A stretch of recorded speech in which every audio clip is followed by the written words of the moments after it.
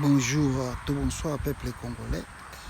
Moi, petit message, c'est juste l'indignation par rapport à ce qui se passe chez nous au Congo. Pas ces amis, parce que d'ailleurs nous avons commencé déjà des recherches. Si possible, il y a un contact, surtout l'enfant là, au Baoutuko Kata, maman Naïm, tout. Cet enfant-là est resté orphelin. Alors ceux qui ont récupéré, c'est pas simplement moi. J'appelle à la diaspora à la solidarité moko ya makasi.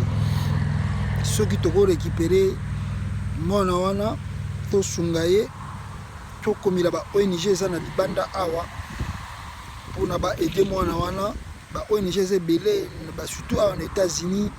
Ba ONG ba yoso lakisi bango ba photo wana ba image wana. Je crois que bakoki ko aider moi na wana ba memaeta awa na mboka oyo ya ba États-Unis. Donc nous devons faire quelque chose vraiment pour cet enfant. Il a passé. Et vous avez vu vous-même, peuple congolais, Batwazo Koufa, mais le chef de l'État ne dit absolument rien. Le chef de l'État préfère aller au mariage de l'enfant de son pasteur. Et après qu'on met la bakuiti na ya meli bakuita meli masanga, après avoir comme ça la moi communiqué à 4-3 mots, il y a phrase avant ni na ekimia. Et puis ça même ah non, tout le monde a biso ba sabotage, mais Félix Mambazo Sala, Nzamba Sungayo papa et président Sango Lukaki et Bakisa Mebele. Lelo yolo kokolobasu les amis. Qu'est-ce que nous pouvons dire? Et ce que nous répétons, nous continuons à le dire, c'est quoi? Pouvoir oyo, ils ont maboko à Kabila, ils ont pouvoir moko et que même pas problème est belé na Congo. Félix le sait très bien. Félix sait bien que makambutezo le kana est au ya Congo, ezali ba bloco ya Joseph Kabila. Je viens de lire un journal ici, selon lequel que non, peut-être si demain je serai dans plein de studios dans la Sabino ba journal wana. Oh, avec Félix Tshisekedi a été dessus par les Américains. Il paraît que les Américains fallait qui Longola Kabila ou bien battre pression Kabila pour appeler les Américains confiance et Azal est l'autre dessus parce que les Américains ont beaucoup de salaire. Et puis de plus, les Américains, ont sa humilité à Joseph Kabila, n'a batunaye bakoko États-Unis balingi. Donc c'est un message qu'on vient de donner à Félix Tshisekedi qui voulait leur faire confiance que Batouana Batiki Joseph Kabila. Kabila aussi a des bureaux de grands lobbying où ils ont un monde de Mobimba pour nous protéger Bakambunaï.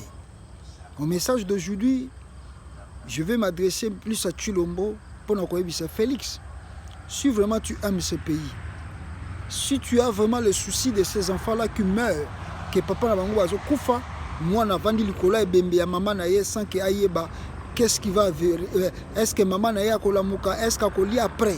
Félix, ta femme, je vis ta femme, aller au Rwanda, aller prendre des orphelins rwandais. Il paraît que même bourse d'études wana pesi, il paraît à pesi on a bana on a bazaba rwandais.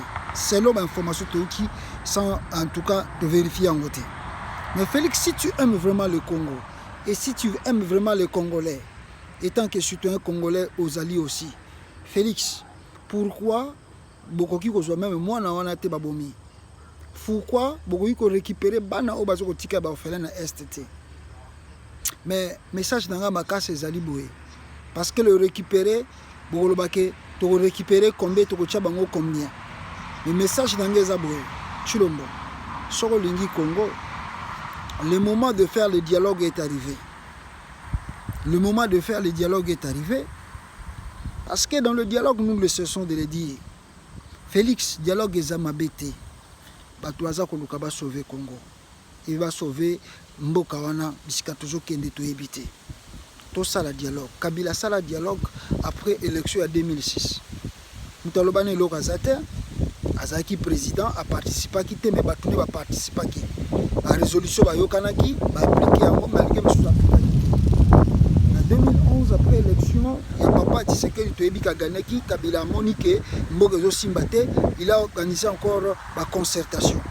Parce qu'il a dit que l'élection, il y a eu des problèmes.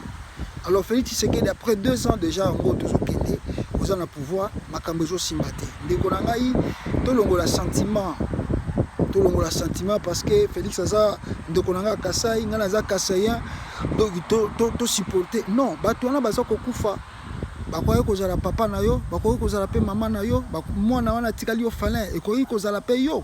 Imagine toi ndenge yo boy kolaba na no na poto yo moko ozotala bana no bena bozobaki ya solo pena nde tobimaka boye tokenda mosala si y a un cas boye comme biso que nous ne souhaitons pas que liwe ezwi yo moko ozokanisa mais bana oso nga naza te na nsima bakotikala ndenge nini. Mais tu vois vraiment au Congo avec la souffrance qui est là tala mwana wana nde bazolakisa na Mukongo avant de bembe ya mama na ye ye mpo na ye azomonaka ke mama na nga kolamuka. Félix soko olingi Congo moment ya kosala dialogue ekoki élection elekaki mabe élection esalami mabe moment yango yo bandeko na yo baproposaki yo sortie de crise yo Félix okolongwa président te tu seras toujours le président du Congo et na moment wana tosala tokotisa bantu oyo bazali na moi force mpona koéquilibrer mboka na kati ya bainstitution et to affaiblir force nyonso tout FCC aza wango. Ce que tu vis aujourd'hui Félix yo moko oyebi yango consciemment que makambo eza koleka eza parce que bato FCC ba sentir que okomi koluka kotia bango mal à l'aise okomi koluka ko neutraliser ba biloko na bango et comme ils sont mal à l'aise voilà le pourquoi bakomi ko utiliser ba stratégie na bango pour ne yope ozana ba problème yango wana babimisi suko po nous savons tant yo moko pe Félix oyebi yango que ba rébellion non surtout ba groupe armé tout ça la marana Congo ezali ba œuvre ya Joseph Kabila ezali makamba Kabila siko Félix Tshisekedi yo bisiko zali pona okotisa bandeko na yo ya lamuka na institution ozozela nini ozobanga nani bazokosa yo osoko meki kosala yango yo kozala susu na force te on te trompe. Est-ce que Félix Kabila tanga salaki en 2011 azali sur na force te? Nous voulons les élections comme Mamboke changer. Félix, est-ce que tu ne peux pas laisser l'histoire dans ces pays? Lelo oyo guerre kotoyo na kisasa a obulisa bata Kabila et yo moko se sentir que oza coincé de tous les côtés. Maintenant tu vas t'en sortir comment? Le moment est arrivé, Félix, de faire la sortie des crises. Tu restes président de la République. Au Bengi Bandekonoy, Bosololi, Bovandi, Bosololi, et tant que les citoyens congolais, tu vois des sorties à crise, et puis tu affaiblis. Parce que souci à Congolais dans son ensemble, les alliés, tu affaiblir force union surtout fait ces anango, et tu bandako bongisambo kanabiso. Tu bandako bongisambo qui de liboso Félix. Donc yo lingi vraiment sepeli Félix ne toza boye 5 koki Kabila zongi sous na pouvoir ou bien à remplacer mutuna et sous na pouvoir Félix yo pena mwana mboka olingo sacrifier li sous 5 ans oh yo zui Kabila na mutuna batune bazonga li sous Félix moment ya ko sauver Congo ya mo soko linga Congo Félix vraiment aider biso Félix tala souci ya bana wana bakoyi pe ko sala mwana na yo et aux Arabes bakoko na yo bana bakufi soko lingaka Congo pour lingaka peuple congolais Félix moment ya ko sala sortie de crise koki chaque sortie de crise bandeko na ngai ya Kasai surtout nazoko s'adresser na bino botika fanatisme toza biso no so bandeko quand il y a eu massacre au Kasai biso no surtout tellement awa to cria parce que oyo bandeko leka na Kasai ezalaki koleka lokolo tozomona ngo ezoleka na ba province nyonso parce que nous avons l'unité tozana molimo ya unité congolais moko se sentaka isolé te parce que makambo eleki na Kasai nga naza mu Congo etalinga te parce que leki na Kisangani nga naza na ba Congo etalinga te bien nga naza non on se sent toujours congolais. Voilà le pourquoi nous déplorons et nous demandons à Félix Antoine Tshilombo, Félix, si tu aimes vraiment ce pays, le moment d'appliquer sortie de crise yango bandeko na ngai ya Kasai tous à la conscience.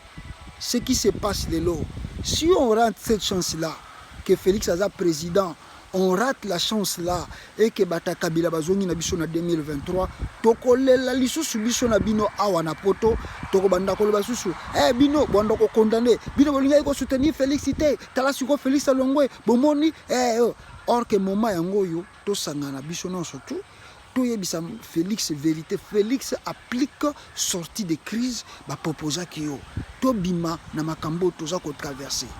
S'il vous plaît mes frères, aidez Félix. Ce qui tout ça été 2023 Kalate, tala makabozo qui est na Congo. Et ça passe. Donc message on a sali on va peut-être demain aux studio to kolobama mingi. Merci beaucoup, ciao.